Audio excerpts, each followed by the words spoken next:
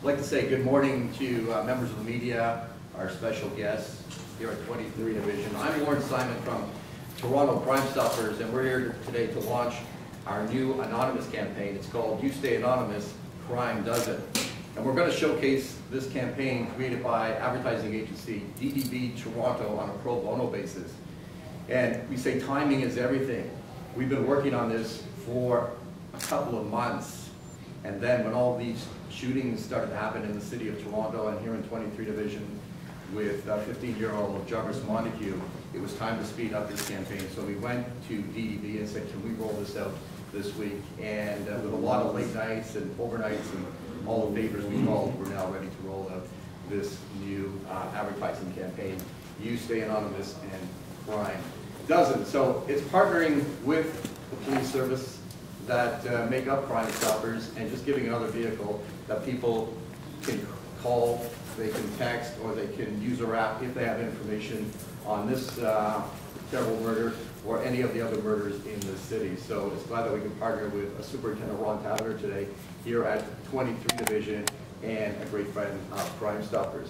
So at this time, again, the campaign is on here. You have 3 different versions that were shot in the city of Toronto. Again, every part was donated by DDB Toronto, between the photography, the art direction, the touch-ups, the printing, everything here was donated. And this campaign will be rolled out in various ways. We do have it in the Toronto Sun today, so thank you to the Toronto Sun. It will be going up in the digital monitors of Max Convenience Stores, another partner of Crime Stoppers. Humber College is here today. Their Department of Public Safety will be launching it in Humber College, and also through 23 Division and their community response officers going into the schools with the posters, but Superintendent Taverner will be going into that, and eventually into transit shelters, billboards, and so on. So everybody sees this message to know that you stay anonymous and crime doesn't. But you know, the big thing is today that we're able to partner with 23 Division on this particular murder. So this is the campaign. Any other comments, we'll talk about it later, but right now I would like to call upon Detective Darlene Ross, who is the coordinator of Toronto Crime Stoppers. Darlene. Thank you very much, Lorne. Good morning, welcome, and thank you very much for coming. On behalf of the Toronto Crime Stoppers program, I'd like to offer my condolences to the family. So sorry for your loss. Too many times I stand up in front of a podium like this making appeals to the public for information about crimes that I wish didn't happen. Today in specific, we're appealing to the public to come forward with information and come forward to, whether it's members at 23 Division, to the Toronto Homicide Squad, or to us anonymously at Toronto Crime Stoppers to help solve the senseless murder of Jarvis Montaque. 15 years old and gunned down, unfortunately, in this very neighborhood. If anyone has any information, ideally contact the Toronto Police Homicide Squad. They need witnesses. They need people who are willing to have the courage to step forward and provide information to them directly, to testify in court, to help put the people who are responsible for this behind bars. However, knowing what circumstances are these days, we also are aware that there are many people who don't feel comfortable coming forward, and they want to remain anonymous. They want to do the right thing, but they want to remain anonymous. The Toronto Crime Stoppers program are here for those people. If you wish to contact us, you can call us at 416-222-8477. You can reach us online at www.222tips.com. We also have a Toronto Crime Stoppers mobile app, which can be downloaded onto a smartphone. Every single one of these methods of submitting information to the Crime Stoppers program still allows you to be completely anonymous. Any information that you provide to us could be helpful in the smallest way and may send officers in the right direction to solve this crime. You can earn a cash reward of up to $2,000 for any information that you provide. As Lorne Simon had said, timing is everything. And being able to roll out the ad campaign, specifically, as you can see, this one here, there's one in particular, there's a handgun that is being exchanged. These posters are the epitome of what the Crime Stoppers program is about. It's about seeing a crime, but not being able to identify the person who's providing the information. So if you do have information, we urge you to call detectives directly at the Homicide Squad or 23 Division, or to contact us at Crime Stoppers. Thank you very much. Thank you, Darlene Ross, the Toronto Crime Stoppers coordinator. Also, I'd like to call upon Superintendent Ron Taverner, who is hosting today's ad campaign launch, to say a few words. Superintendent Taverner. Thanks, Lorne.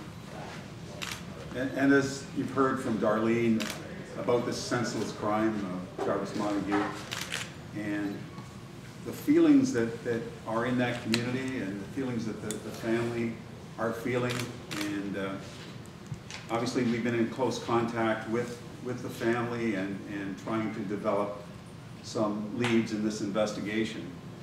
But it's so important that this program that Crime Stoppers is launching is launched in this community, and we can deliver it in this community, not only in the schools, but in the plazas and all public areas, to get the message out there that we do need the cooperation of the public. And whether it's calling Crime Stoppers anonymously, which this campaign is all about, and providing that lead that the homicide squads to help solve this crime, that's so important. But today, we're going to ask Detective Sergeant Gary Giroux to come up and speak a little bit about what's been transpiring, and to introduce some special people here today.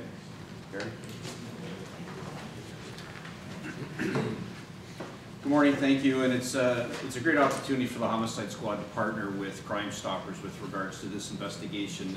As usual, Chief Blair has indicated to me that I have all of the investigative resources at my disposal to assist in finding the individual or individuals that are responsible for what happened to Jarvis on that Sunday night. Our intelligence unit, I've been speaking to the Gun and Gang Task Force, TAVIS, and of course the officers here at 23 Division, with the assistance of the superintendent, are all at my disposal.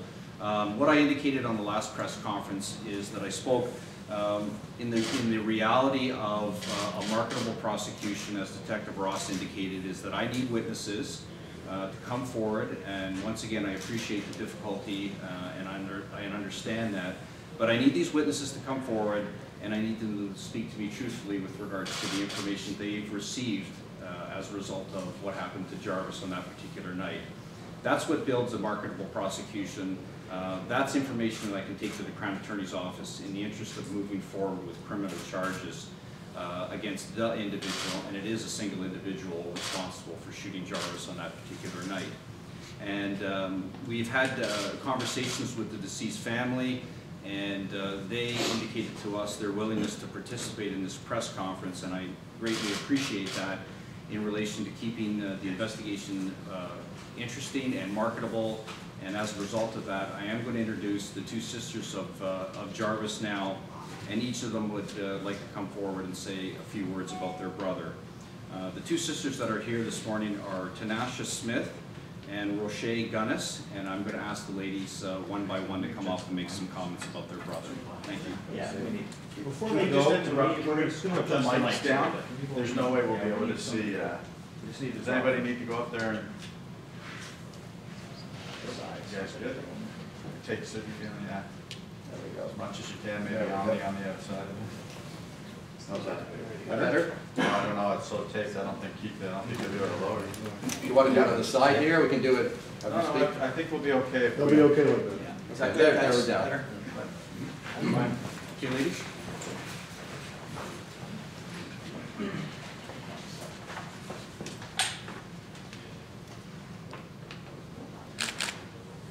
Hi, my name is Roche Gunnis, and I just wanted to let everybody out there know that my brother was an amazing person, and he didn't deserve to be taken away from us.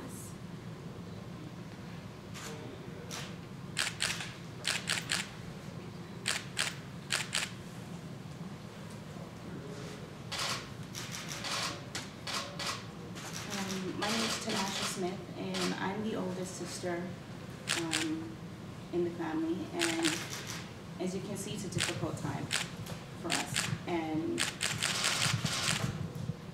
Jarvis was an amazing person, and you can see this through the community and his school and the students that attend while they're in the car, that Jarvis was taken away from his family, his community, for no reason. As the only brother in the home, surrounded by females, he was looked upon as the oldest because he was the only brother. There is no words to explain how we feel right now, but it brings comfort to know that if this person, that person that walked up that night and pulled the trigger to end Jarvis's life, his greatness of what he could have become, to come forward, find a lawyer, find someone that you trust, and bring yourself into the police. We all have a chance at life, and Jarvis's life was ended. He wasn't given a chance. But this person who committed this crime may or may not have a chance himself at life. But to change your life and to change the situation that are around you and the people that you associate with, man up to your responsibilities. Man up to what you've committed. Take the step and be different from those who you surround yourself around. Come forward with information that we need. The community has been very supportive to my family, have supported us up to this day. It's very overwhelming to have the love and support from my family that they need at this time. We're asking those that live in the community, if you can please come forward yourselves. If you were outside smoking, looking through your window, if you are witness to anything, it matters. The smallest detail can lead towards solving the crime against Jarvis. We're urging you to please come towards the police or find someone that you trust that you can tell, because we're in pain. Crime Stoppers are always here to take phone calls and to support you on information that you may have for Jarvis's case. It's not an easy time. Right now, Jarvis's memorial service will be held Thursday at the Abundant Life Assembly Church on 145 Dixon Road, where we will have his viewing and also service and reception for him. We are also looking support to send Jarvis back home to Jamaica. His life was supposed to continue here in Canada, but it was ended too soon. And that it would be one of our wishes to make sure that Jarvis ends up going back home to Jamaica.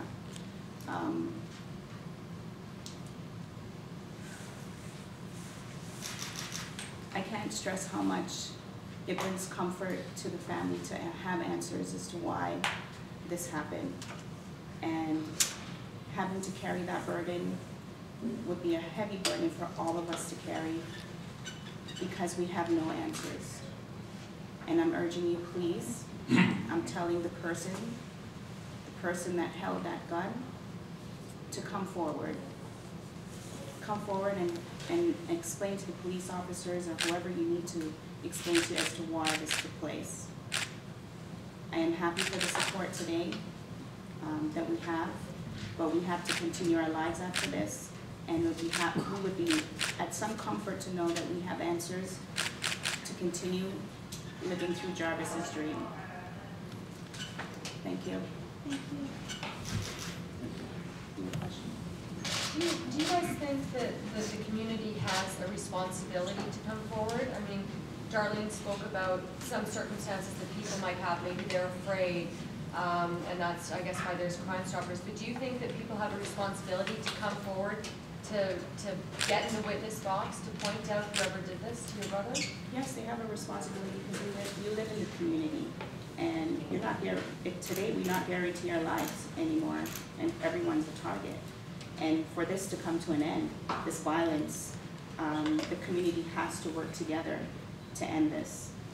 So the community has a strong part, because we're a family. So why aren't we helping each other out? So you're seeing beyond just the death of your brother? Yes. What would you ladies say to the fact that somebody obviously brought a gun there? That's something like, somebody obviously thought it was cool to have a gun in Jamestown. What do you think of this? this whole gun thing? Well, you know, living in the community, my mother has been there for 20 years. We've never had any issue, but I've watched and seen a lot of lives taken by the gun. And some of these youths that are rivalry could be simply across the street. You don't have to have, you could be wearing the color they don't like. You could be, you know, rapping the tune they don't agree with. But having a gun, it has a lot of power behind that tool. And I feel as long as they're holding it, it's like they're invincible, and no one can do anything to them. So they have the power, and being cool, I don't know about cool, but they have that power to hold that gun and shoot it and kill anyone before them. Jarvis wasn't into all of those type of things. He never surrounded himself around any negativity. He came to Canada with ambition to become a soldier, to fight for Canada. He didn't deserve his life taken away from him. Do you ladies have any guesstimate as to why he was gunned down that night? Is there anything that goes through your mind that keeps coming up as a possible why? No, and that's why it hurts so much, because we've questioned everything. We've questioned jealousy, we've questioned girlfriends, and Jarvis didn't have a girlfriend. He had lots of friends, but he had no girlfriends. And we cannot come up with anything within the family as to why this happened to him. Judging just from the way you know some of these young folk think, do you think it could be something as ridiculous as looking at somebody, saying the wrong thing to somebody? Could it be a simple thing, do you think? It could be, but Jarvis was a lovable person. He was someone that you gravitated to because he had to be happy all the time. So I couldn't see Jarvis saying something negative to someone. I could see someone saying negative to him, but not to prolong the argument, no.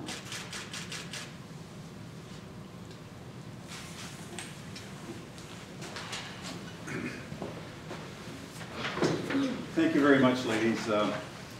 We really do appreciate you coming today, and as difficult as it is, we thank you very much. Again, I just want to highlight the importance of another issue here, and that's the Crime Stopper campaign that's being launched, and how significant that is to everyone, not only in this community, but right across the city. And this is an important initiative that the police will be rolling out to all of the communities. So this poster, it depicts what this campaign is about. And it's very, very graphic of speaking about how you can stay anonymous, but crime doesn't. And that's the importance. Tilt it down a little bit so we don't get glare on it. Great. A little more tilt.